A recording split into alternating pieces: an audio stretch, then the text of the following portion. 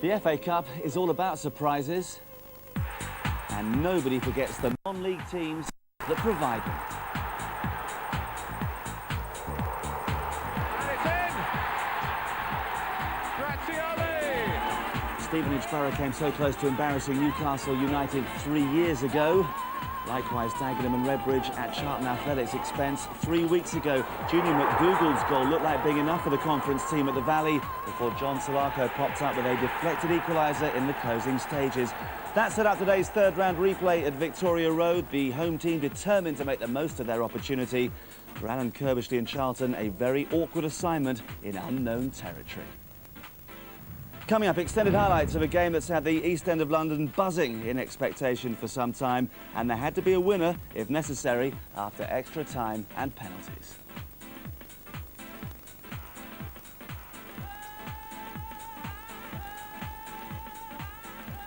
Dagenham and Redbridge were one of two non-league teams still able to dream the impossible dream at the start of play today. Kingstonian were the other. 18 Premiership teams, 10 First Division clubs, 3 from the Second and 1 Third Division outfit made up the numbers. And we have the pick of the action over the next hour and a half.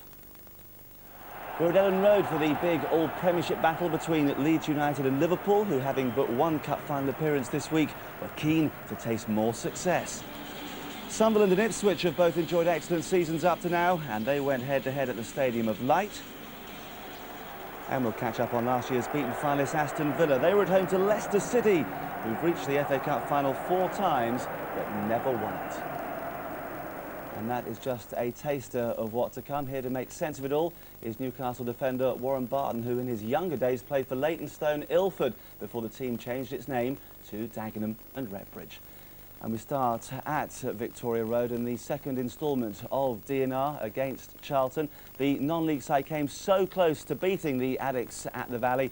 Could they make home advantage count second time around? Commentary from Brian Marwood and Martin Tyler. It's the same starting 11 that did Dagenham and Redbridge proud at the Valley. They do have a former Premiership goalkeeper in Tony Roberts, who spent 11 years with Queen's Park Rangers. Most of the others have had a taste of full-time football before filtering down into the non-league scene. Paul Terry was a trainee at Charlton. Lee Goodwin and Danny Shipp were at West Ham, and Steve Heffer also has the Hammers in his blood. His father Paul played some first-team football at Upton Park. And bearing in mind the prize for the winners today, in particular are Mark Janney and Junior McDougall, who both served apprenticeships with Spurs. Well, Dagenham and Redbridge certainly came within a minute of causing such a major upset in the game at the Valley, but they'll go into this game 4-4-2. They'll have plenty of confidence from that game. They'll know that they can take on Charlton Athletics and play well against them, but they really have to maintain the structure of this side. It's a very difficult playing surface out there. It's very heavy, it's very sandy, but they play with 4-4-2, and they'll need to keep that structure, certainly in midfield and the back. And they really look to try and utilise the pace of McDougall, 9 goals this season, and also Danny Shipp. 2 of them certainly can cause Charlton plenty of problems. It's a horses-for-courses approach by Alan Kirbishley. Foreigners like Kishishev, and for the first time all season, Klaus Jensen are left out. Steve Brown and Sean Newton on the right of the team are deemed the right men for this type of occasion. And Andy Todd is moved forward to give some steel in midfield. Charlton's substitute saviour 3 weeks ago, John Solako, is rewarded with a start today. Charlton are short of strikers. Bartlett's on international duty. Hunt, Johansson, Pringle and Mendonca all unfit. So it's Matt Svensson and Kevin Lisby up front. Well, Alan Kirbishley certainly gone for a side that will really come here and do a job. He's hoping that they will dig in. They'll show a lot of grit and determination because Dagenham will put them under a lot of pressure. The back four looks very strong, very effective. Steve Brown right back. Fish commanding centre-half alongside Richard Rufus, and the youngster Paul Konchesky, who's come into this side and really is making the left-back berth his own. Across the midfield, Andy Todd will look to protect the back four, of course been playing as a centre-half in recent weeks. Sean Newton will provide width on the right-hand side. Solako wide on the left, with Graham Stewart trying to prompt him from midfield, and as that prompting, he'll try and join up with the front two. Svensson will look to get the ball into his feet and really try and release Kevin Lisby. Lisby with a lot of pace, and pace hopefully that will trouble a Dagenham and Redbridge back four. There's a great sense of anticipation, a contest that contains many of the elements that have made the FA Cup such compulsive viewing. Charlton changed it today. They do have a tie-up with Inter of Milan, and it's shirts of black and blue stripes that are associated with that Serie A side that Charlton are wearing today. Crowd of around 5,500 crammed into the Victoria Road ground, and here's McDougall. Ship with a shot that's blocked. Gary Hill, the Dagenham manager, pointing out the importance of the opening 20 minutes here. If Charlton can get into their stride quickly in very different circumstances to what Premiership players are used to, well then maybe they will triumph, as so many other Premiership sides have done. 15 out of 15 in round 3. McDougall, he and Ship were excellent in the first game. And that's Jenny! Well, that's a wonderful opportunity, and Johnny really reaping the dividends of just taking a gamble, Martin, because when that ball went wide left, it was a super little set-up play by McDougall. He really did play Broom in exceptionally well, and Broom's left foot delivery. Konchesky slips at the far post, and I don't think really Johnny realised in the end how much time he had. It was a wonderful play by McDougall. What a great first-time delivery into the box, inviting Johnny to get on the edge of it. I'll tell you what, if that was on target, I'm not too certain Keeley would have got there. Goodwin's clearance. Steve Brown, old Charlton stalwart, decides to let it run out of play. Alan Kirbishley and his coaching staff have tried to get the right sort of characters to play in this game, as well as the right sort of talent. Thinking that some of the foreigners down the Charlton books don't know quite what the FA Cup is all about. Andy Todd does, though. And he has a speculative effort. Well, it's quite interesting, really, because Andy Todd is almost just trying to protect his back four, but he's getting an opportunity there to strike on goal. No Premiership side has been knocked out by a non-league club, but of course teams from the old First Division have been dumped in the past, the most recent being Sutton United's elimination of Coventry City in the third round back in 1989. There's a connection with that match here today in the presence of Steve Sedgley, once of Coventry. Salako, Lisby. Heffer using the length and the leg to good effect. McDougall, supported by Paul Terry, who chases on here, the former Charlton trainee. And he went to block the clearance, but he might just have followed into Dean Kiley. Well, he just took a gamble, Martin.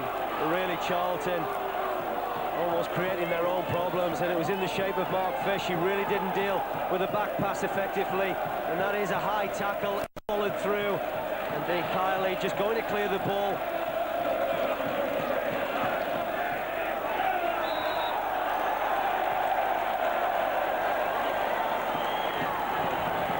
Excellent play again from McDougall, just backing into Rufus.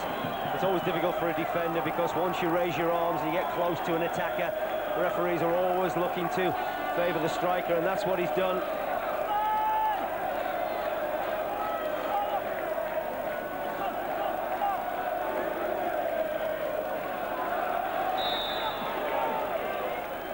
It's Matthews. Oh, this crossed.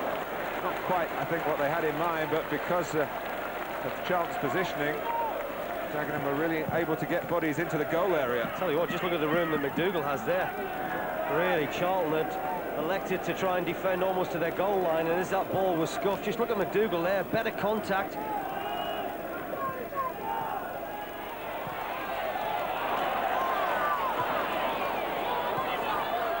McDougall. Forcing his way down the outside and checking back to get the cross in towards Paul Terry.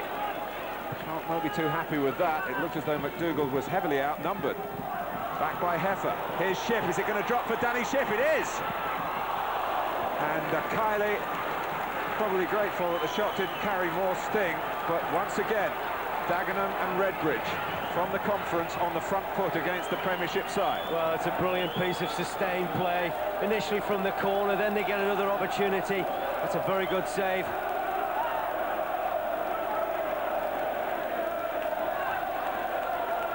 Charlton have pulled everyone back. Terry to take the corner. Oh, and it's skirted away under Goodwin's foot. And my goodness, Charlton are finding defending at Dagenham a difficult proposition. Well, just look at Goodwin. He doesn't really believe it's going to come to him, and then it does right at the end. And he's just got to be a matter of inches away there. Charlton are very fortunate, living dangerously.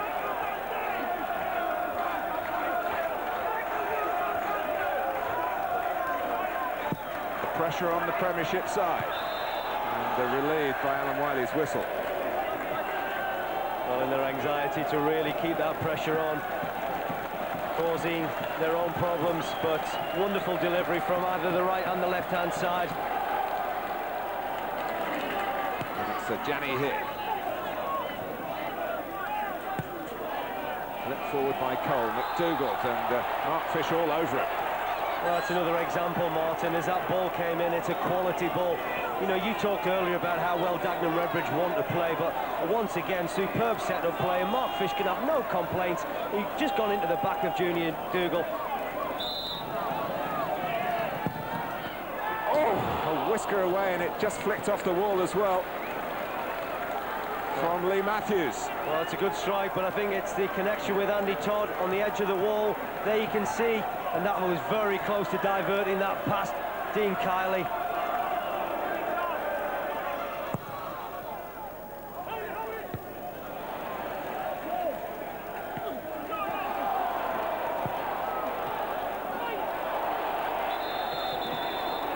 Oh, and Alan Wiley just has to look away from the ball there as some of this frustration that Charlton are feeling. Well, there's a lot of bodies in there, and it's been that sort of competitive game. There you can see Svensson, of course, involved in an incident with Nigel Winterburn. Very similar vein on Monday night, and he has kicked out at Jason Broom, and you can rightly understand the frustration of Broom, and he's reacted.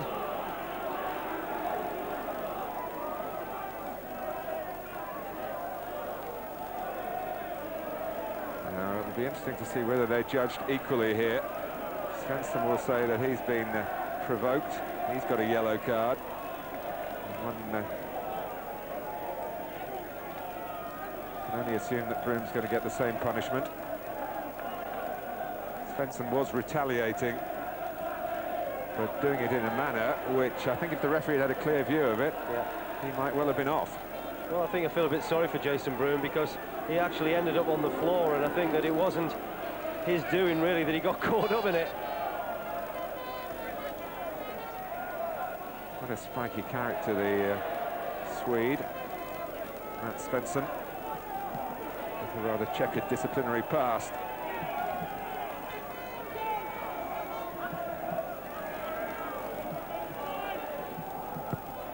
Brown varying the delivery into the feet of Newton.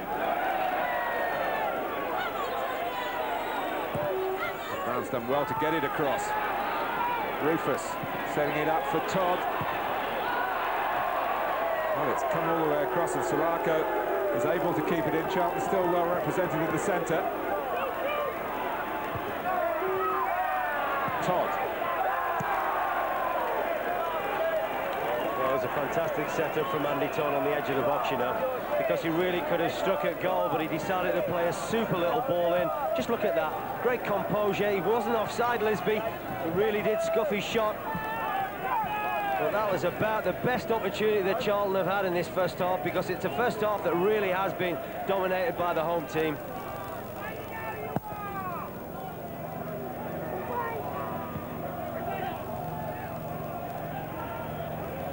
Svensson doesn't quite get there though. Broom turned away from trouble. Forward from Matthews. McDougall not sure where it was dropping. It went Brown's way. And here is a chance for Kevin Lisby. And it's parried away by Roberts. Now Lisby is quick, he's an incisive runner, but there is one aspect about his play that Charlton would like to improve, and that's his finishing. Well, really, it's about the goalkeeper. I think, to be fair to Lisby, he's done everything right, Martin. He stayed cool, he stayed composed. It's the first time he's really got in behind this back four, and when he had the opportunity, the keeper stood up well.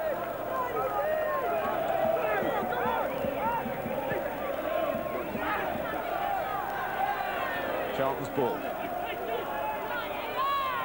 Salaka. This is Brown. Oh, and it should have been for Lisby. He's let Dagenham Redbridge really off the hook there. Kevin Lisby, from very close range, should have really bulged the net. And here's Jani. Goodwin. McDougall going to the centre with Terry in there as well. Oh, what an opportunity. Absolutely superb. I thought Salako, you know, would have a hand in whatever Charlton will do from a striking point of view. Set Brown up superbly well. As this ball came across, just look at Roberts, though. He starts at the near post, Martin, and very nearly saves it at the far post. And that's great experience, but that's great athleticism. What a wonderful save that is, because as this ball came in, just look at his position. Gets across superbly well. Lisby's almost turning, thinking he scored. Just fed forward by Heffer, but down the wrong channel for Terry. And Paul Terry could easily have found himself in the book for that. Well, he's going to have to be careful. We talked about the competitive nature of Paul Terry, but that tackle from behind on Richard Rufus. It's allied to the one that left Dean Kiley needing a strapping. He has put himself about, as they say.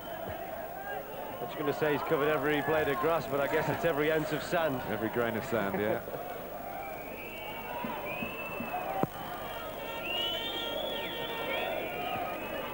Touch from Lisby. It's half-time here at Dagenham. Time for Kevin Lisby to reflect on two opportunities, but two excellent saves by the former Queen's Park Rangers goalkeeper and Welsh international Tony Roberts. But apart from that, Dagenham have played really well, with Shipp and McDougall very much to the fore, as they were in the first game, with some excellent forward play. The sun certainly hasn't set on this one yet. At half-time, it's 0-0. Evidence of 45 minutes here. The gap between the Premiership and the Conference is a narrow one, but this is the FA Cup, which can bridge those sorts of divides. Dagenham and Redbridge will have been reminded by Gary Hill that they must keep doing what they did well at the Valley for 90 minutes and have done well for 45 minutes here. Difference is today it has to be finished this afternoon. Extra time and penalties available if required. Terry's got some room and he can drive on here, and he's taken the shot early. Just bounced in front of Kiley, which made it awkward. It wasn't a hit with blistering power. Well, it wasn't so much the power, it's what they did in the air, really. And as he takes a first touch, just really look at the ball. It goes, it dips, and Kiley had an awful, difficult time to claim it in the end.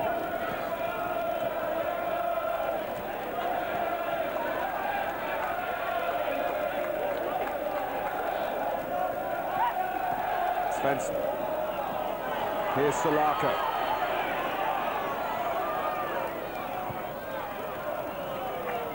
Trying to flick it on for Konchesky. Jani got back, as he has done when needed. Now Fish. Almost beached there, Richard Rufus. Svensson.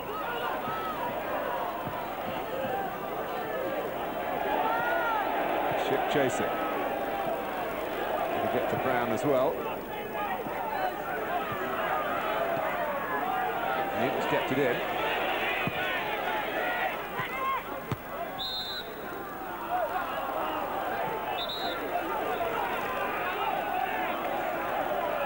He doesn't give you a minute's rest, Danny Shipp, and he just had a little tug and a push. Steve Brown, the Charlton athletic right back, he's put himself around to great effect. All of this back four have known that he's been around all afternoon.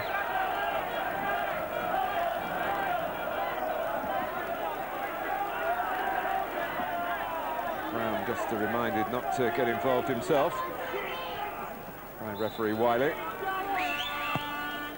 Steve Brown with the free kick. Cleared by Jani. McDougall, for once, not able to hold it up. Salako. Lisby getting into his territory, really. He's needed in the middle, maybe, but Charlton have got plenty in there, and it comes to Lisby. Well, there was a little flick back to Graham Stewart. Stewart's really furious with his much younger colleague that wasn't appreciated, Stewart's position there. Well, I think Lisby's just lacking a little bit of confidence, really, Martin. He's made, or had 2 opportunities in the first 45 minutes that he squandered, and he didn't really look as if he was going to go at the Dagenham centre-halves with any real conviction.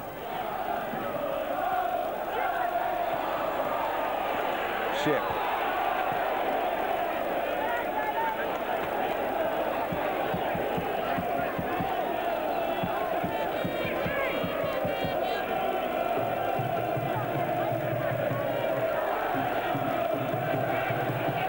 Goodwin shaping for a longish throw, although one or two of his teammates have offered shorter options, like McDougall. Back for Goodwin. Newton defending well. Goodwin again. Flag's gone up against Ship. Referee hasn't seen it, has now. Well, it must have been close.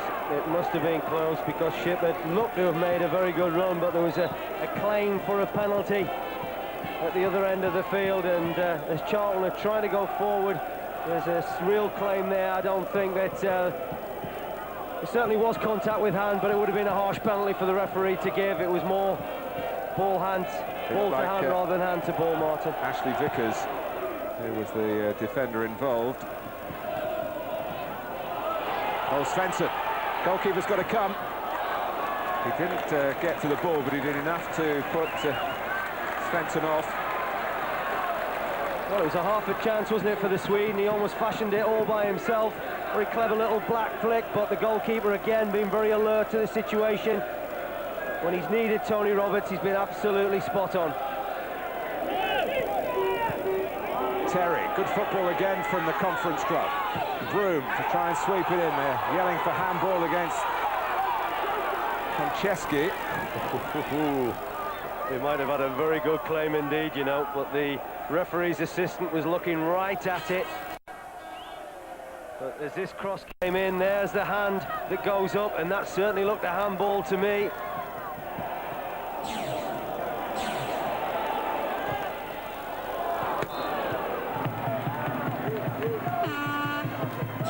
Speculative effort from Jones,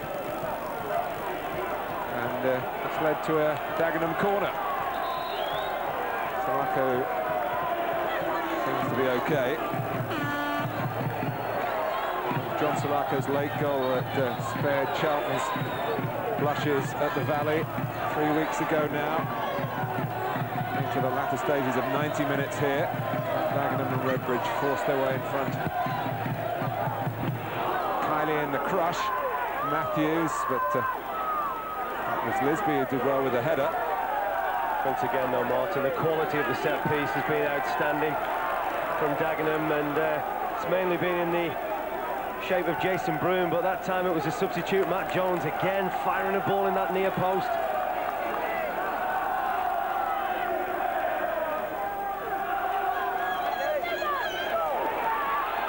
Oh, and it's so nearly it. If one of those just drops the right way to a McDougall or a Ship. He's not happy because he thought there was a foul there by Fish, and he went straight away to the referee claiming that Fish was just chugging away at his back. McDougall to take the corner himself.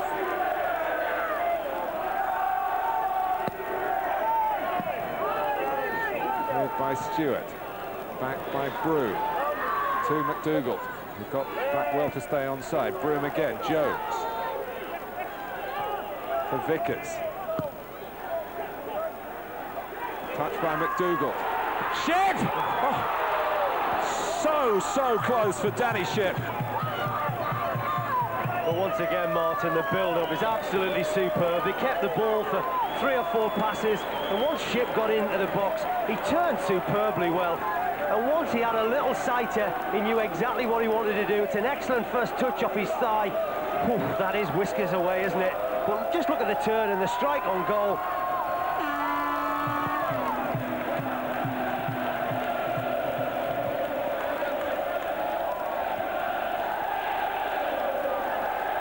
McDonald.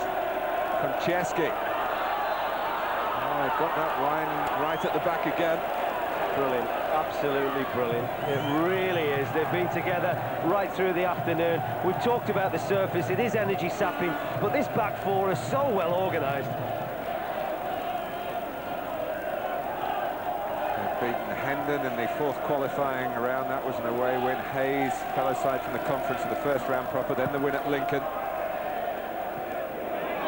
And here they are, still locked in mighty battle with Charlton Athletic. As this third round tie still is no nearer being concluded. Certainly not on the scoreline. Of course, in terms of time, it has to be. With 10 minutes plus stoppage time of the 90 remaining. And, well, extra time looming larger with each passing minute.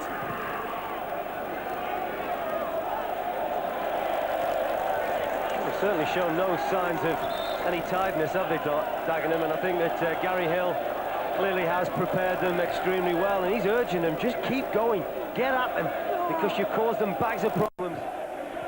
Get at them, and you can history books.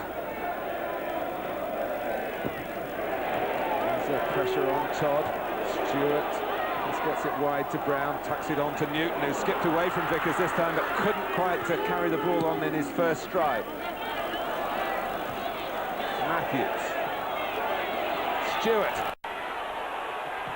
Graham Stewart has come as close at that end as Shipp did at the other just minutes earlier. Well, he hasn't had too many opportunities, has he, Graham Stewart, just to prompt off the front two, but that time his ability came to the fore, and that isn't far away. And as well as Rogers played, I don't think he would have reached that, Martin. Salako. Newton. Well, we're beyond the 3 minutes that were expected to be added on. Konchesky. There's some concern here for Ashley Vickers, who was certainly caught probably by a couple of studs as he made that last challenge on the edge of his own area.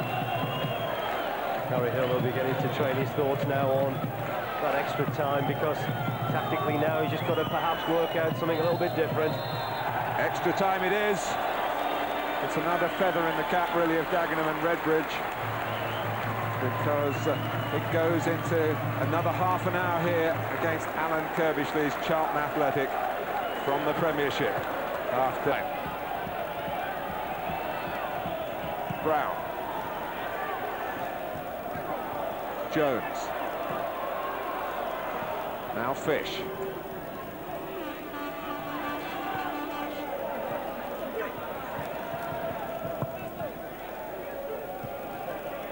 Headed by Goodwin. Stewart.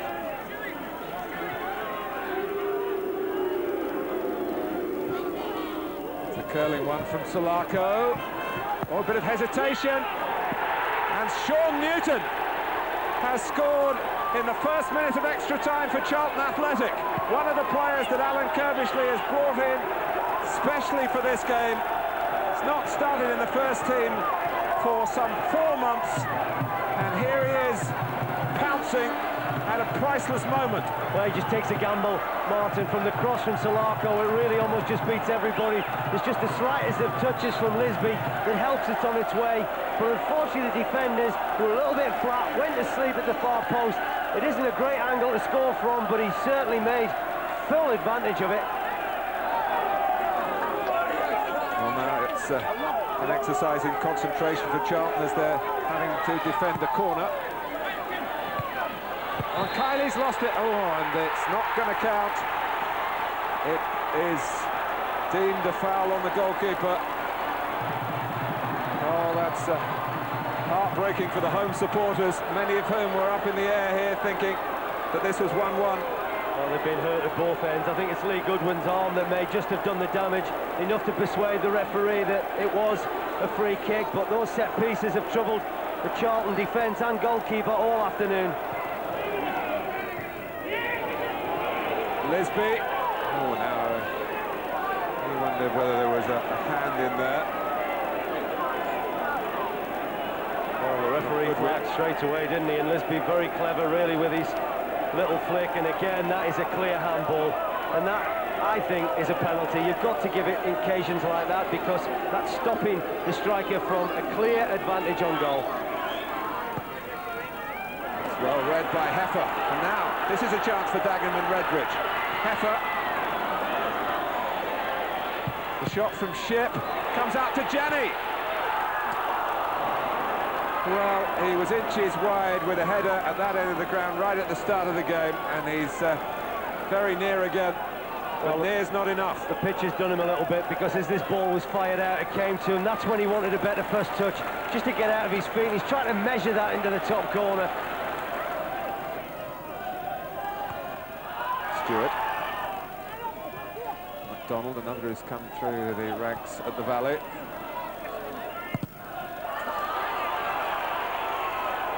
A bit of blocking by Charlie McDonald. Salako! It'll come for Sean Newton. The angle's tight. Roberts not sure. Newton again. And again. Well, I think it's actually Matt Jones that blocks that ball on the line, because I've got a feeling when Sean Newton did cut inside, this ball may well go through Tony Roberts' legs. And thankfully Matt Jones is there to get the ball away from danger. But what a great opportunity that was for Newton, the goal scorer. Vickers, Cobb. That stayed in for Jones.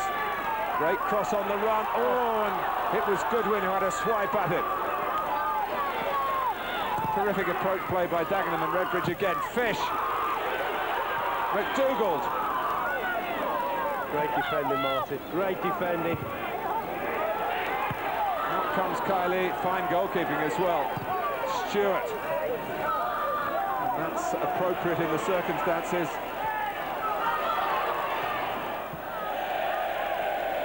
Well, that's a shame for Tony Roberts, because we are dealing in seconds here now. And here's Todd. To Stewart. This is running down the clock now for the Premiership team.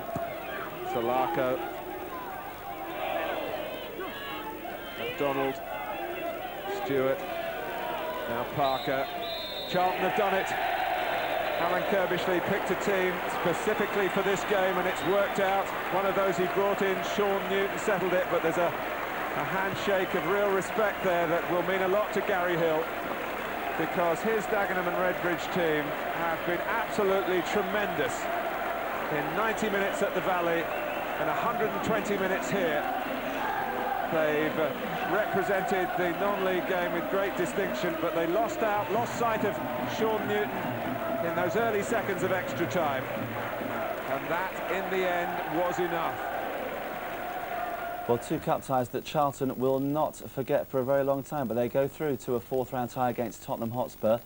Tremendous performance, though, by Dagenham and Redbridge. Yeah, that's right. That was outstanding. They're a credit to their manager, and their fans should be very proud of them. I mean, they was excellent today, and Charlton have got through, you know, and they'll be pleased, and you know, they can have a good night's sleep tonight, because it was a tough game. It's extraordinary, though, when you look at a match like that and try and remember that's a Premiership team against a conference team. Yeah, that's right. I mean, we had the same problem with Stevenage 3 years ago. You know, it's unbelievable that they lift themselves for that game. But you know, at the end of the day, Charlton have got through, and that's what they've had to do. But as I said, the manager will be disappointed, Gary Hill, because obviously he's a big Spurs fan, and he would like to play against Spurs in a couple of weeks' time. Well, you mentioned Gary Hill. We can hear from him now. He had this to say after the match. Gary, you must be very proud. Can you feel that pride even in this moment of defeat?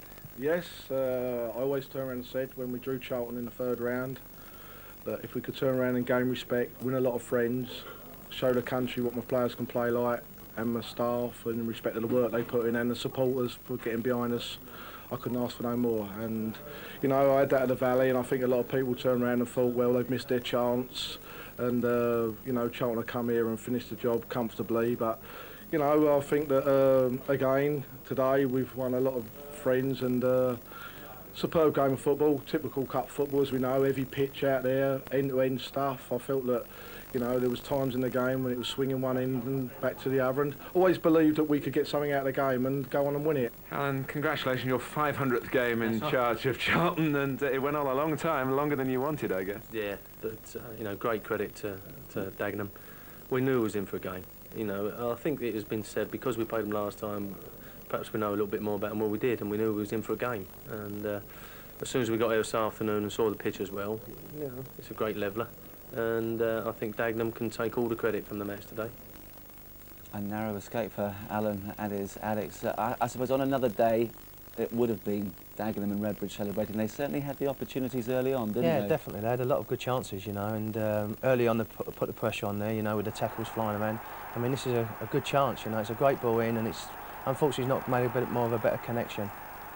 And here, he's tried a little flick there. But as I said, it was all Dagenham in the first half, and that they put them under a lot of pressure. As Brian Marwood said, the set pieces was excellent, and there again a little bit of hesitation, maybe a little bit of belief. Lee Matthews with that free kick. They just wanted that little bit of luck, didn't they? Yeah, that's right. I mean, they deserved it, but you know, at the end of the day, they've got their go at the end there. But they worked ever so hard, and like the manager said, they deserve all the credit. And it's probably surprising to him how they can't do that week in, week out. But as I said, a lot of credit for non-league, because they work hard, the players. They don't get as much credit as they deserve, and it's nice to see my old team doing well. Yeah, Charlton had their moments. Kevin Lisby might have scored a couple of times before the Premiership team did finally go in front.